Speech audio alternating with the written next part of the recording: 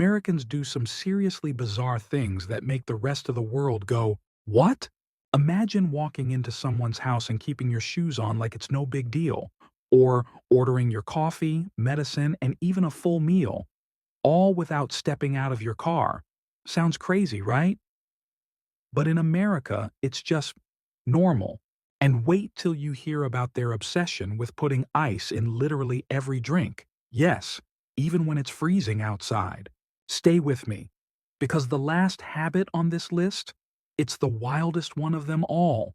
Some American habits are so unusual that if you're not from the US, they might leave you completely speechless.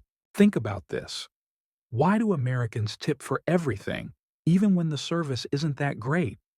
Or why do they crank up the air conditioning so much that it feels like winter in the middle of summer? And here's the weirdest part. There's a national holiday for the most random things, like National Pizza Day. Seriously? But trust me, the last habit on this list? It's the most shocking of them all. Stay till the end because you won't believe it. Every country has its own unique habits, but some American customs are so unusual, they seem downright crazy to the rest of the world. From wearing shoes indoors to putting ice in every drink, some of these might surprise you, while others will leave you completely shocked. Today, we're counting down the top 10 craziest American habits that outsiders find totally weird. Let's dive in. Number 1. In most places, you take off your shoes before entering someone's house. It's all about keeping things clean. But in America, they're like, why not bring the outdoors inside? Americans love walking around the house in their shoes, even on the couch or bed. They'll strut around with the same shoes they wore on the subway, in the rain, or who knows where else.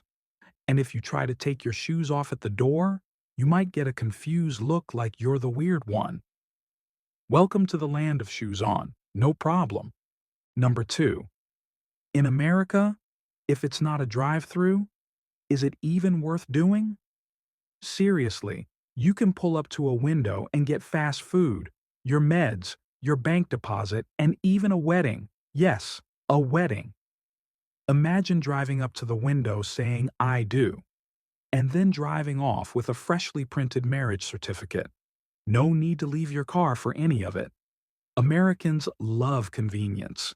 And if there's a way to get something done without stepping out of the car, you bet they're all in. It's like a drive-through life. Just order, pay, and go. Number 3. In America, if it's not bigger, it's not worth having. Take a trip to an American restaurant, and you'll be hit with a burger so big it could double as a frisbee. And don't even think about a small drink. You're getting a cup the size of your head. It's not about hunger. It's about getting more for your money, even if it means you need a nap afterward. It's like they've decided, why not eat a week's worth of calories in one sitting? Because when it comes to food, bigger really is better. Number 4. In America, no moment is too awkward for a little chat. Ever find yourself in an elevator with a stranger? In the US, that's prime small talk time. From discussing the weather to complimenting someone's shoes, Americans love striking up random conversations with, well, pretty much anyone. It's like they've decided awkward silence is the enemy. So, next time you're stuck in an elevator in America, don't be surprised if someone starts asking about your day, your lunch plans, or even how long you've been wearing those socks. Small talk is basically a national sport. Number 5. In America, tipping isn't just a nice gesture, it's practically mandatory. You can be served a meal that's colder than your ex's heart, and yet you're expected to leave a tip. Not for the food, but for the experience. Even if the service was more meh than wow, you're still looking at a 15 to 20% tip staring back at you. It's like they've turned tipping into a law of the land. So, next time you're in America, don't even think about skipping the tip, unless you want to be known as the person who doesn't understand the rules of the tipping game.